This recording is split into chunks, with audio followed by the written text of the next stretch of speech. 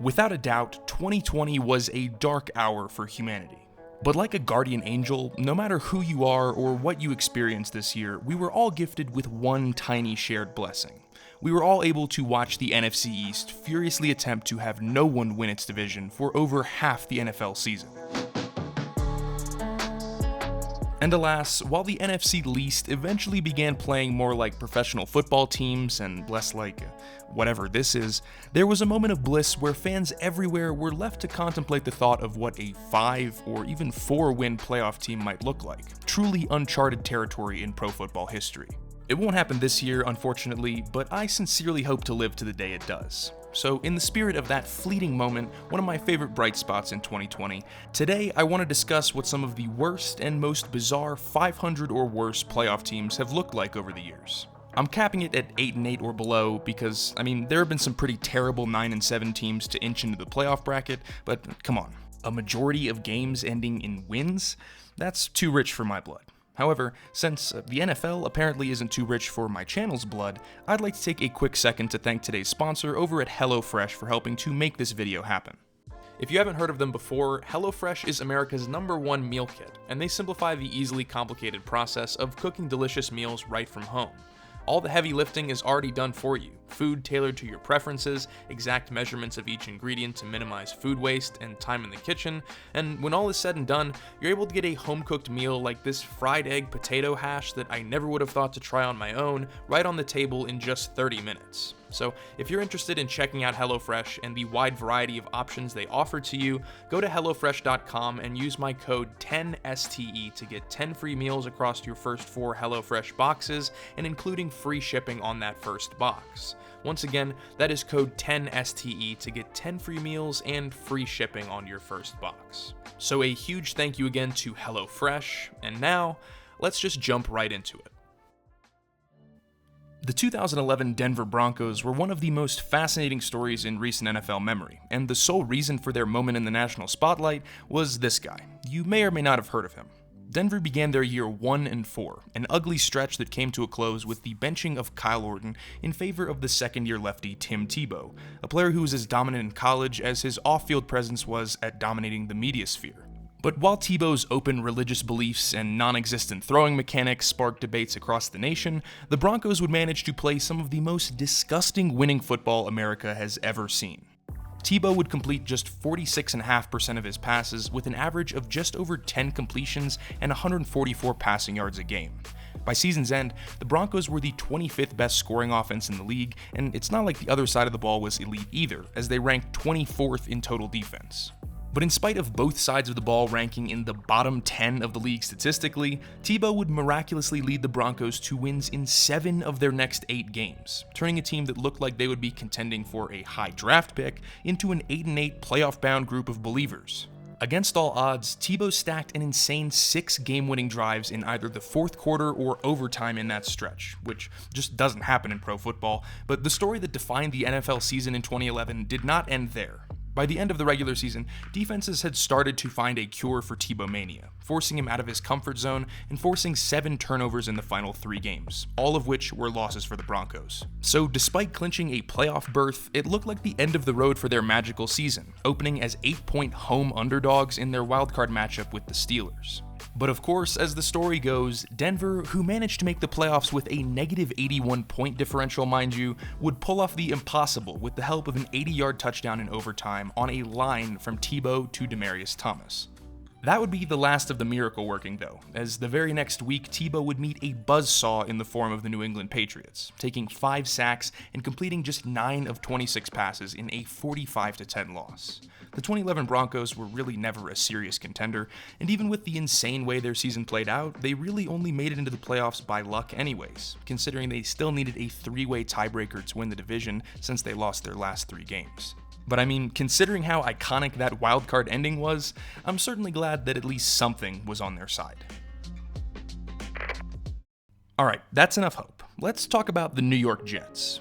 In an era long before Adam Gase removed the Jets' wings to try and convert them into tanks that still can't even tank properly, the 1991 New York Jets were attempting to make a bad team less bad in their second year with Bruce Coslet at head coach. The Jets were rocking a declining Ken O'Brien at quarterback and a bend-but-don't-break defense coordinated by, oh, I recognize that guy.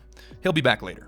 At any rate though, this 91 Jets team was about as exciting as they look, and in an already weak AFC, they still struggled to keep their heads above water. This included brutal losses to the Indianapolis Colts, which was the Colts' only win of the season, and an embarrassing defeat at the hands of the hapless Patriots with a score of 3-6. A streak of 3 losses in the last quarter of their season would place the team at 7-8 going into Week 17. Somehow, a win-and-get-in matchup against the Miami Dolphins and Dan Marino, who, fun fact, was the quarterback picked 3 picks after Ken O'Brien in the 1983 draft. Please never change, Jets. But that day, it was O'Brien who had the last laugh, who, with the help of his kicker, clutched out a 23-20 overtime win to make the playoffs. But that mirage of achievement disappeared in the first round when they immediately bowed out to the Houston Oilers 17-10 in a game so sloppy, the Oilers defensive coordinator Buddy Ryan punched his head coach in the face. So while a win in that game would have brought legitimacy to a franchise in desperate need of some, instead it would mark the only playoff appearance within a 12-year span for the Jets. The team returned to 4-12 the following season, and right back into the poverty cycle they remain trapped in to this day. But of course, with each complete dumpster fire, you can at least have the hope of it one day being extinguished.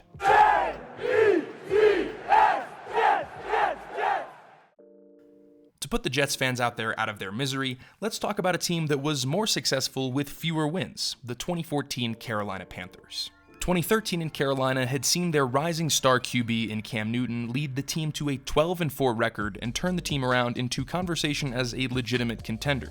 A 3-2 start to the 2014 season in which they overcame injury woes and roster turnover seemed to indicate that Carolina would be able to adapt to the hand they were dealt.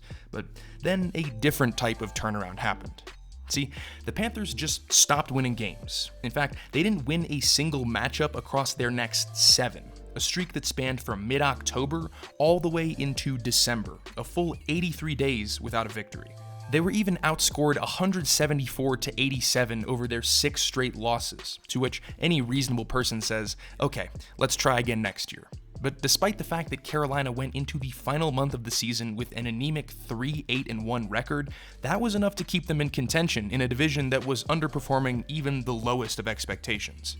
But to add injury to insult, right at the most important moment of their season, Cam Newton would fracture his back in a serious car crash, forcing Derek Anderson into the starting lineup for a must-win matchup. But, in hindsight, maybe that was just the spark they needed, because not only did the Panthers win that game, but with Newton returning the following week, they would win out to finish 7-8-1. Not a winning record, but winning enough to take first in the abysmal NFC South. For as awesome as going into hibernation in the middle of the NFL season is, the chaos doesn't end there. Because in the first round of the playoffs, this Panthers team would get to play an Arizona Cardinals squad that was missing not just its first-string quarterback, but also its second-string quarterback, catapulting the slightly overmatched Ryan Lindley into the outstretched arms of the Carolina defense. That day, the Panthers defense held the entire Cardinals offense to a postseason record-low 78 total yards of offense in a 27-16 game that can really only be described as completely unwatchable. But in total fairness, that was kind of a central theme for the 2014 Panthers, who would be humbled in the next round by the Seahawks 31-17 and finally laid to rest with a resume that not many can claim as their own: losing record, division champ, playoff winner. With that said though, they're not the only ones. There is one other team to keep them company. Without a doubt, the 2010 Seattle Seahawks are the best case of a team being able to shed any memory of past failure with a single play. You know the one. It's where Tracy Porter gets baptized and then an earthquake happens. But let's not forget everything that came before that moment, because make no mistake, this was a very bad Seahawks team. Remember this guy? Well, by 2010, he'd upgraded from Jets coordinator to head coach of the Seattle Seahawks, and like many first-year coaches in the NFL, his team had quite a few flaws. A rotating quarterback duo of Matt Hasselbeck and clipboard Jesus Charlie Whitehurst isn't exactly what one would call intimidating, and with the Legion of Boom not yet a thought for the defense, these pre-neon green Seahawks could barely beat teams in their own horrible division. Ranking 27th in total offense and 28th in total defense is usually a good indicator that your team is not going to make the playoffs, and in all honesty, the Seahawks should not have. Despite playing the 5th easiest strength of schedule in the league, they racked up 9 losses through 16 games, and every single one of them was by at least 2 scores, all adding up in the end to a negative 97-point differential, the absolute worst in NFL history for a playoff team. For perspective, this season with 1 game left to play, the mighty last place 4-10-1 Cincy Bengals have a point differential of negative 78. Just some food for thought. But sometimes, all you need to do is be the shiniest piece of trash at the top of the can. And with a final Week 17 victory over the Sam Bradford-led Rams, the Hawks clinched their division and secured a home playoff game against the defending champion Saints, who came into that game as 10-point favorites. It was an underdog matchup of massive proportions, and while I could talk about how it was a great game overall, or how I said not to overlook the incredible army crawl Seattle did to get to that point, let's be real. Everything in my and your head is going to be erased as soon as I play this clip. So you know what? That's how I'll close out this video. Before I do though, I would like to say thank you all for watching throughout this entire year, and you know what? Here's to some better days ahead. Crowd silent now, as opposed to when the Saints have the ball. Oh, look at this run! What a run! Marshawn Lynch, still on his feet, has blockers now. He's dancing his way for the touchdown.